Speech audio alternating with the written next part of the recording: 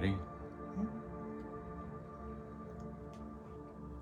Good afternoon, and thank you for joining us. Please join me as I say the opening prayer. The energy of love is within us and is us. Whole and complete is the I am that we are. We awaken to the truth of our being, and we will this be done within and without. May we come to recognize that we receive all that we give. We know that we have forgiven ourselves when we forgive others of all grievances held within our minds. May we not be led into the temptation by the voice of separation, but instead may we transcend all illusions. For ours is the power, love, and peace of Christ consciousness found within each of us, who is but the perfect extension of the one mind and heart that is shared by all and is our birthright as the holy extensions of love itself. Our affirmation of faith. We believe in one God, the author and energy of all life, whose love sustains the universe and all things found within it. Our 5 principles. There is only one energy in the universe. That energy is love, at all times active in everyone, everywhere. 2. We are the divine energy of love, and that energy is found throughout the universe and in all things, whether seen or unseen. 3. We create our experiences by what we choose to think, feel, and believe, thereby establishing our responsibility for our own choices. 4. Through opening our heart center, we connect with the energy of love and bring out the Christ within us. 5. We express our desire to be of service when we live and demonstrate Christ consciousness in all our affairs. Thank you, Miss Penny. And I want to welcome everyone who is here. Thank you for being here. Thank you to those who are watching and to those who will watch later in the week. Welcome to the Church of Christ Consciousness, y'all. Boy, last week I started with something, and I've decided to keep it going. Let me refresh your memory. 1.2 million people leave religion here in the U.S. every year. They're leaving the churches in droves. Why is that? So for the next few weeks, I'm going to be doing a series on leaving religion for enlightenment. Leaving religion for enlightenment. I want to start with this. Many people, bless their hearts, leave religion and feel as if they've rejected God, as if something is wrong with them. And I'm here to say, there's nothing wrong with you if you choose to leave. But I want to start now with this. What is religion and what is spirituality / enlightenment? If you understand the difference, you'll begin to understand why people are leaving. Religion. Those who are religious live by dogma, by what other people tell them is right and wrong. Those who choose spirituality and enlightenment live by the truth that is within them. In religion, you seek God outside yourself, because religion tells you that God is in the future. Heaven is in the future at some later time. Enlightenment and spirituality tells us and repeats what Jesus himself said, that the kingdom of heaven is within us. God is within us.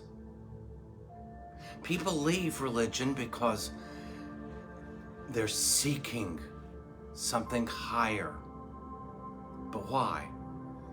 What's going on with them? People leave religion for different reasons. I think we all know that. But I'd like to add something. Over the last few years, it has become quite noticeable. And please, all I'm going to do is say this. It's not meant as a judgment on anyone who chooses to partake in that. They have that right. But have you noticed how Christians are really good now at telling everybody how they should live? But they don't look in the mirror. And people who are leaving are beginning to recognize, wait, live by what you teach. Live by what Jesus said. And many are saying that there's a new version of Christianity arising in this nation. And if you have your eyes open, you'll see it. And it has nothing to do with the teachings of the Christ himself. For religion is after money and power. Money and power. Aren't those the things that rule the world?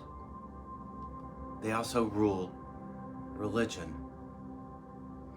Spirituality and enlightenment is not about worldly power or money.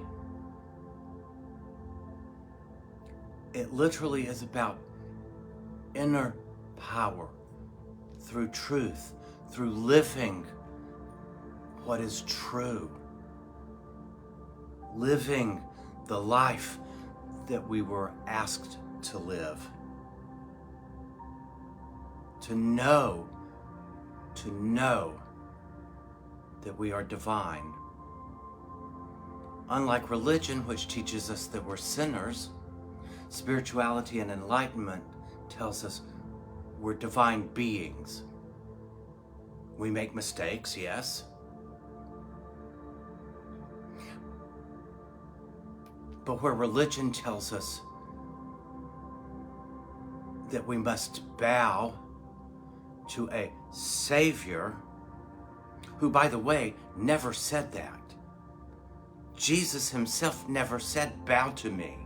For didn't he say, when someone said, good teacher, he said, why do you call me good? There is only one who is, and that one is God. Spirituality and enlightenment is the recognition that yes, we make mistakes, but they can be corrected when we attune ourselves to the frequency, to the vibration that is God. And we all have it. It lives within us. Can we be closed off to it? Of course we can. Spirituality and enlightenment is about removing those blocks, those obstacles that keep us from the truth of what we are. Religion teaches someone else will do it for you. Spirituality and enlightenment simply says you must do it for yourself. That doesn't mean that you won't have help. Far be it. We really do have all the help we need. It is within us. Religion keeps us looking out there for the answers. Spirituality and enlightenment has us look within because all answers are already found within us. Is it any wonder that people are leaving religion en masse? No. And what I want to offer to those who are here, to those who are watching, and especially to those who will watch later this week, it's okay. If you have become disillusioned with religion, it's all right. Remember, religion teaches don't question anything. do as we say do. But spirituality and enlightenment says question everything. Question everything. And it's not until we begin to question a few things that we realize, wait, this world and religion really is upside down and backwards. Religion teaches that we should fear God. Jesus said on how many occasions, how many times did he say, love God. Love God with all your heart, mind, and soul. And to love each other. Jesus taught love. Religion teaches fear. Fear God at all costs. Because after all, if you don't follow every letter and do exactly what you're told, you will be condemned to hell. I finally woke up one morning and said, I'm sorry. Jesus said God is a God of love. He's love. A loving Father, a loving God would not do that to a child, to any of his children. Yet that there are those Christians who believe that there are only 144,000 who will make it. That means there's a whole hell of a lot of us that are doomed. Something's wrong with that picture. That's the problem. There's a whole lot wrong with that picture. There's a whole lot of control in that picture. God is not about control. For the first law is the law of free will. Yes, we have free will. We can choose to believe whatever we choose to believe, right or wrong. Religion teaches us there's God and his opposite. You know who and what I'm talking about. But spirituality and enlightenment says there's only God. There is no opposite to that which is everything. There cannot be an opposite to the one who is all things. That too never made sense to me. How could there be an opposite? Religion will tell you that the opposite is as strong as God is. Really? That's the third thing that I questioned as I left religion. And now I want to give you something that I really want to make you think. Religion. Religion. By the way, what was legion? What was legion? When Jesus showed up to a friend's house, there was someone possessed. Jesus questioned the spirits, asked them the name. They said, "We are legion. We are legion." Meaning, and then we're the demons that he cast then into the swine that ran off the cliff. Religion. Re-demonizing yourself every time. Think about that. Because the truth is not shared. It is purposely hidden and kept only for a few.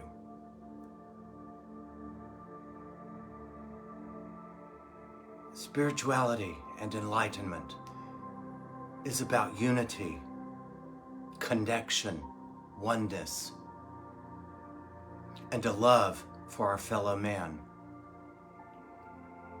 Right now, religions are teaching the other is bad, as if that's what Jesus the Christ said. Jesus said, "Whatever you do unto the least of these, you do unto me." Whatever you do unto them, you're doing to me. See, in enlightenment and spirituality, we understand that we're all one in the Christ. We are the body of Christ. So whatever I do to one of you, I'm doing to the body of Christ. I'm doing it ultimately to myself. Religion teaches that there are others. Enlightenment tells us there's one, and that we're all that one.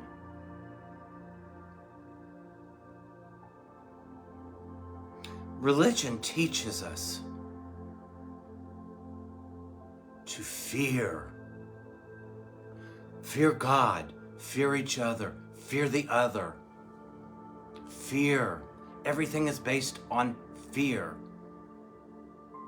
which, by the way, is the opposite of love. It would be the opposite of God. But what is all-encompassing can have no opposite. Even those who teach, and I know all of you have heard this, fear God. Fear God. Fear that terrible day. I often ask, have you ever looked up the word fear in the dictionary?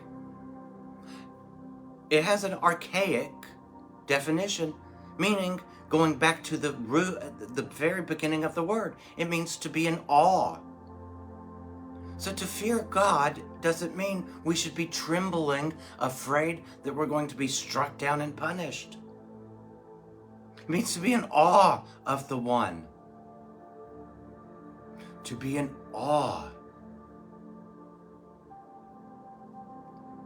To be and see God in wonderment and amazement. Not trembling. Not in fear.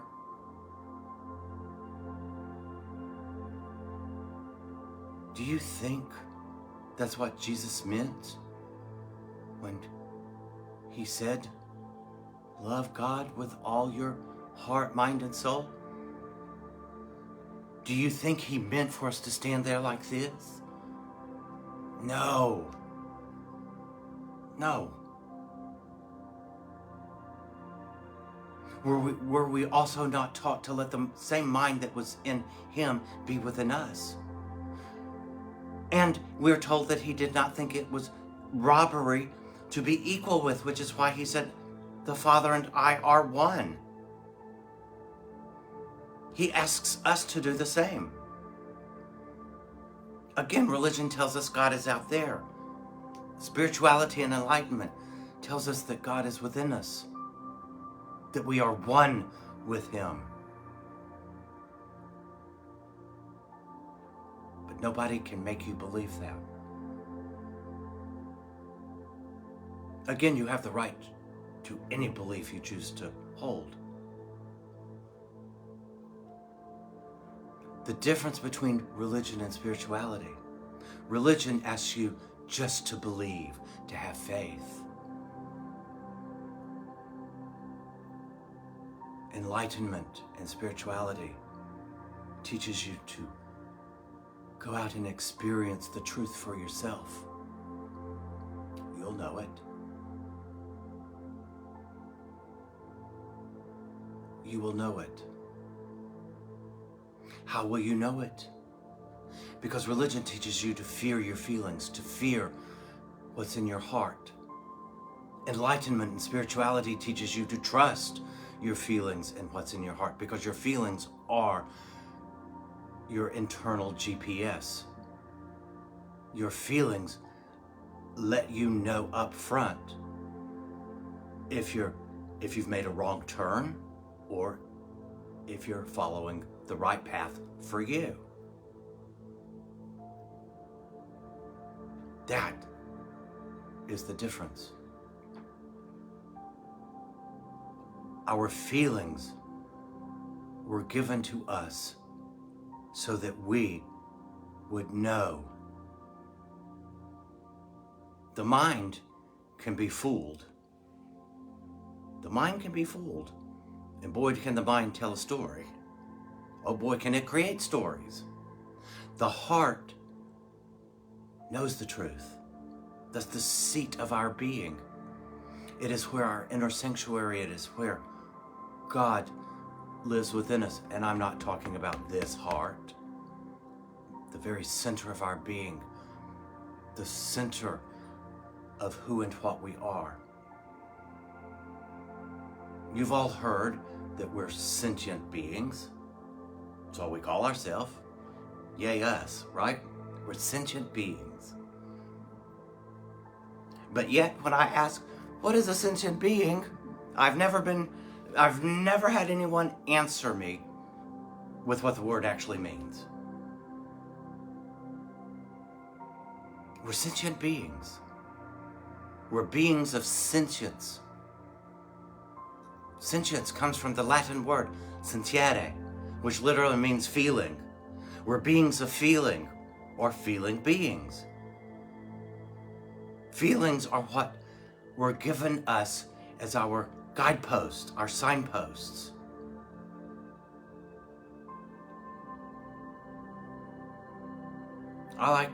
I tell people, I have a compass, an internal compass. It only points in two directions. Unlike a magnetic, geocompass, which has north, south, east, and west, my compass has 2 points. Peace and conflict. I'm either moving towards peace or I'm moving into conflict. The choice is mine. How do I know? By what I'm feeling. If I'm feeling anger, irritation, upset, I've been triggered, I'm moving into conflict. But if I am feeling love, joyous, happiness, I'm in peace.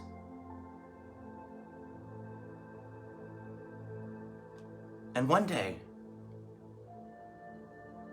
I hope to be able to share with you something that I shared with someone not long ago. See, here's the difference between religion and spirituality. Religion has no idea what the attributes of God are because they've externalized God. There are 10 attributes of God because 10 numerically is 1.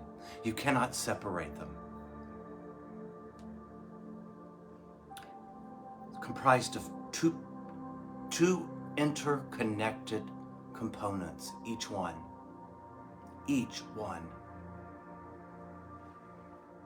Beingness and feeling. Beingness, the state of being, and the feeling that accompanies it. You cannot separate them. Beingness is the Father. Feeling is the Son. That's why Jesus was called the Prince of Peace. Prince being the heir, the offspring, or the feeling of the beingness. Peace is a state of being. It isn't a feeling. When I hear people say, I feel peaceful, go a little deeper and I say, what are you actually feeling? Happy, I feel good, I feel joyous. That's the feeling to peace. Peace is a state of being. It is our natural state of being. It is what we are. Another one is grace. And I love the word grace. Starting next Wednesday, there will be a class on grace. It will go for several Wednesdays. I hope you will join me. Boy, grace is not a feeling, though. It is itself a state of being. It is God. But what is the feeling of grace? When you recognize that you are in a state of grace, in the state of grace itself, what is the feeling? It's gratitude. It literally is gratitude.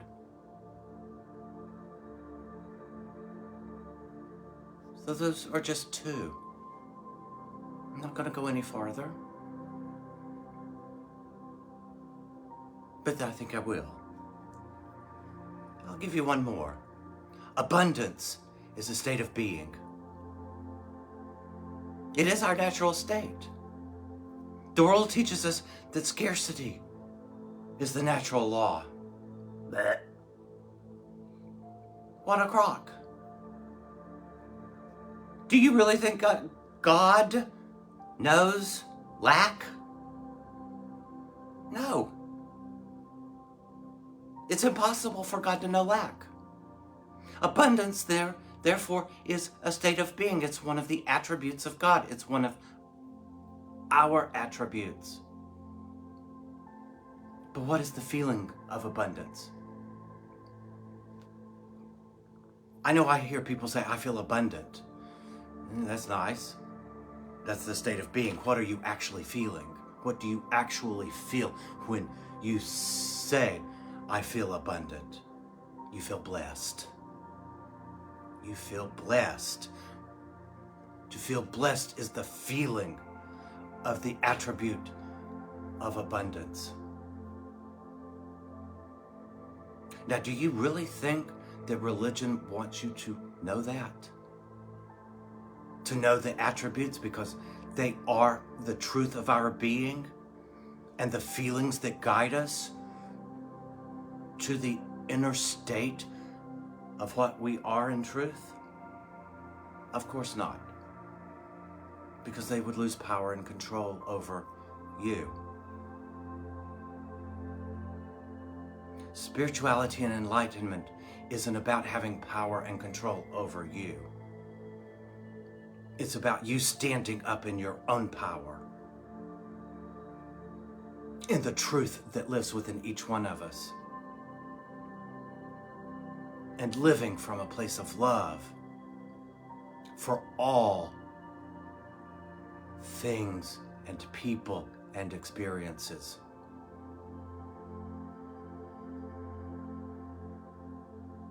And when you can do that, that's grace. And you will feel grateful for all things, because you know all things are for your perfect and highest good. Religion doesn't teach that. Religion teaches that we are imperfect beings. Now I'm going to leave you with this. Religion also teaches that we were created by God, that we were created on the sixth day in the image and likeness of Him, of them actually, the Elohim. So do you think God created you imperfect?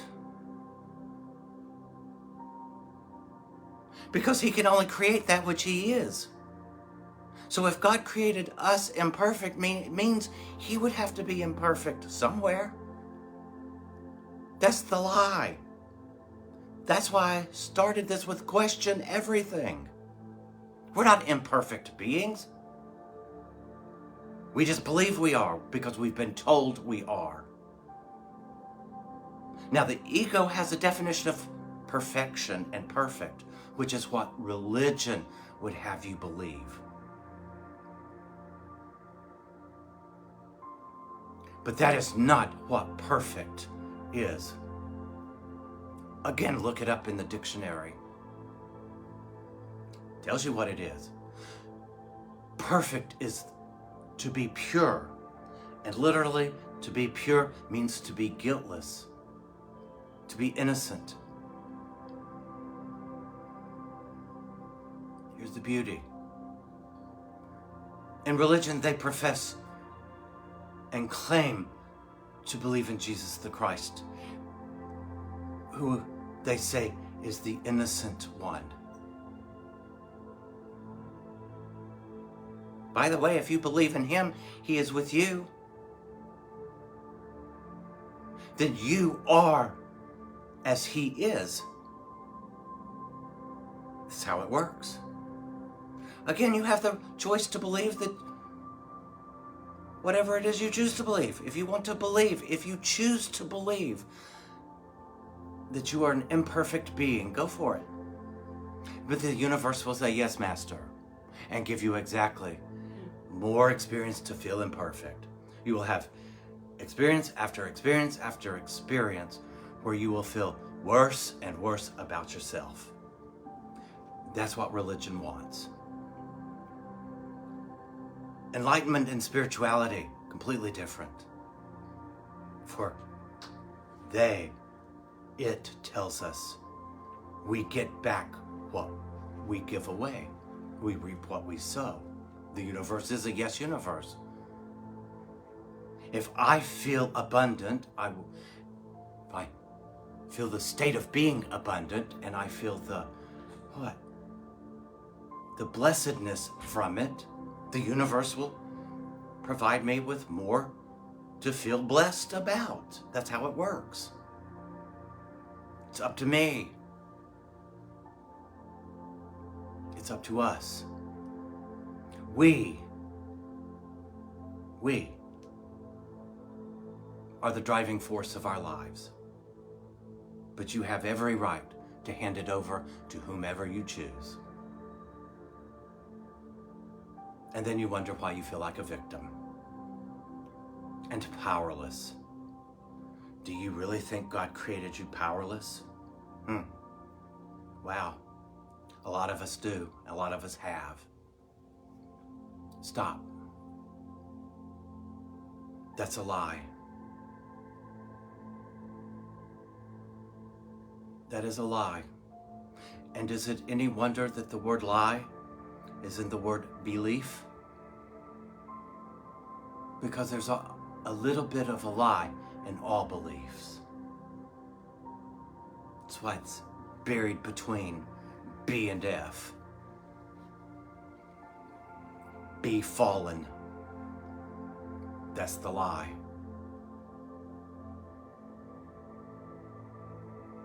So if belief is an opposite, what is it opposite to? It's opposite of certainty, which is knowledge with a capital K, which is, by the way, another attribute of God. Beliefs change. Certainty is stable and changeless. It comes from knowledge. It comes from knowing the truth within. It's always from within. So leave religion. Run. Run. Now is the opportunity. The world is a-changing, guys. Don't believe me? Just turn the TV on for about 1 minute. Cut it off. It's changing rapidly. We don't have to fall prey to any of it. We don't have to fall prey. We are the ones that we have been seeking. By the way, guys, no one's going to save us but ourselves. Because the one who teaches salvation is already within us. To turn within and hear the truth of the one, of the Christ. No one can give it to you. It was already given. You only have one job. Accept it and listen to it. Follow its guidance and direction. That's your choice. And by the way, all power lies in the choices that you make every moment. For the choices you make each and every moment determines what your next moment will be and what it will look like. You are the author, no one else. You are writing the story of your life by every thought you think and every feeling that goes with it. For that is your state of being. And that is God. And you can throw your power away, or you can stand up, finally claim it, and live it. be it. So thank you. So let's take just a moment, if you would. Please, place both feet on the floor. Close your eyes.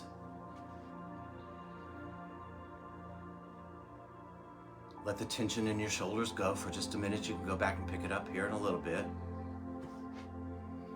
And we're going to take 3 deep breaths together. On the inhale, I will give you something to think, as well as on the exhale. So let's go.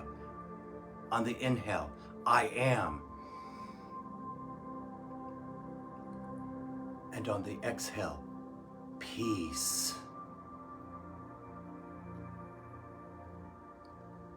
On the inhale, I am. On the exhale, abundant. On the inhale, I am. And on the exhale, love.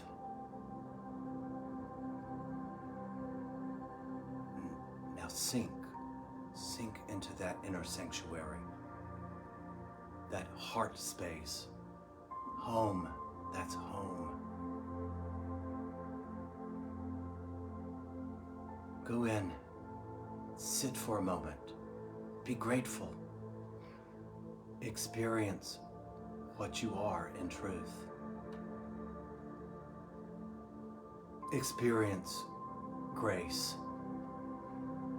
Experience the love. Experience the feeling of joy.